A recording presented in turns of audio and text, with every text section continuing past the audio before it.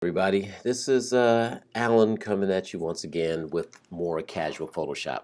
Now today is going to be really quick, really simple. I had one of my clients call, old client, hasn't been around for a while, but called me because he's working on Photoshop and stuff now. And what I've got up is a trifold that he's trying to put a picture into, and he can't seem to get the picture to act right. So I'm just going to show you specifically how to do that. So with that, let's just get right into it. I'm going to open up the picture. Let's see, I think it's in my downloads because I downloaded it. So this is the picture right now. We're going to open this up in Photoshop. And that's the picture that he's trying to slide this picture into a trifold, and he only wants one panel. Now I'm not sure if it's the left panel, the center panel, or the right panel, right? That'd be for him to decide. But first thing we're going to do is we're going to just get this over into the other document. Now I like to just drag it in from the layer of the background, which puts it in there. You can also import it as a smart object, right? But what you have to know about resizing this or making it all fit is that I think when he did it disproportionately. But what you do is you press Command T or Control T if you're on a PC. So we're going to hit Command T, which brings up the transform tool. Now I'm sure that he just basically tried to force it inside the guys like this. And if you don't know what you're doing, that's exactly what you would get. You get something that's nice and stretched out like that. We don't want to do that. That's not the right way to do it. So let's escape out of that. Let's not let that take place. We want all this to stay in proportion. Now, the challenge here is the fact that he wants to have one panel with just this picture. And if you're going to transform this picture, which is, you can find it up in the, what would be in an image, select filter. I'm not quite sure where transform is. I always hit Command T for transform. I think it's an edit. Yeah, transform. But I use Control T or Command T. So we hit Command T, and you got these anchors right here. And what you want to do is, in order to keep it in proportion, you want to hold the Shift button and hold one of the corners and just drag it inward. And then what that does is it keeps it in proportion. Let it go. Let go of the Shift key. You want to place it up there. But as you can see, the way that it was, we'll just back it up again.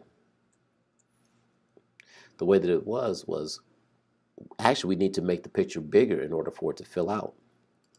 So what we're going to do is press Control T again, and I'm going to hold the Shift and the Alt, no, just the Shift key, and I'm going to drag this corner and then just drag down until it fills out the whole inner panel like this, and then we'll hit Enter, which accepts the transform. Now, because I don't like destroying anything, what I'm going to do is I'm going to mask this picture. And so very simply, I'm going to press the M button, which is the short code for the Marquee tool, rectangular Marquee tool, and I'm going to drag over this first part right here, and then I'm going to create a mask, and that's what this button right here is. You're going to hit the mask button, create a mask, add mask layer, or add layer mask, I'm sorry. And as you can see, it blocked out the wrong side. So let's press Command Z, and this time I'm going to hold the alternate button. I'm going to do the same thing, create a layer mask. And now that that's done, I'm going to select the other side.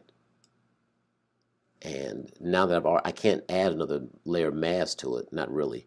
So while that's selected, what I'm going to do is I'm going to fill it with this background color right here. Now, since it's the bottom color, you can hit Command or Control, Delete, and what that would do is that would fill it with the background color. Now, if the background color is black, that means it's not going to allow any of the image through. It's only showing the background.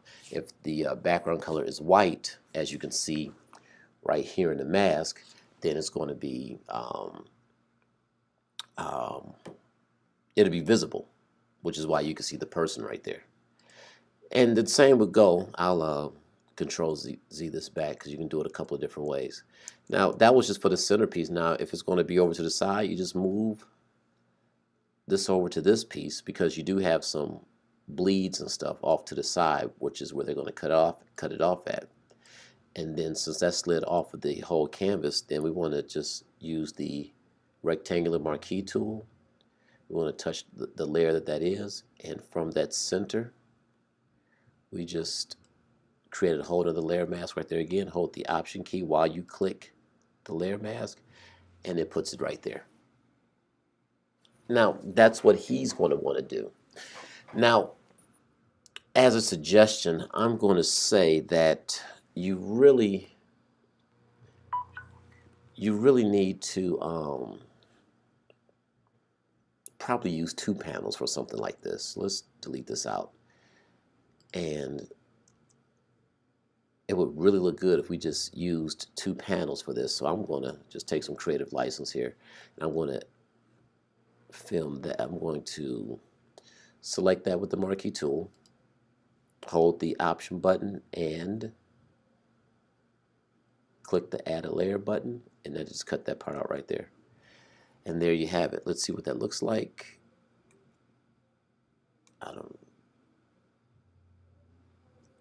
All right.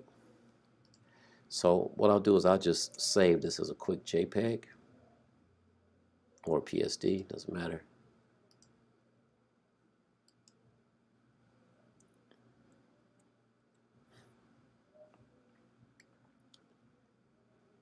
And I reckon that's going to be it right there. Let's see what it looks like.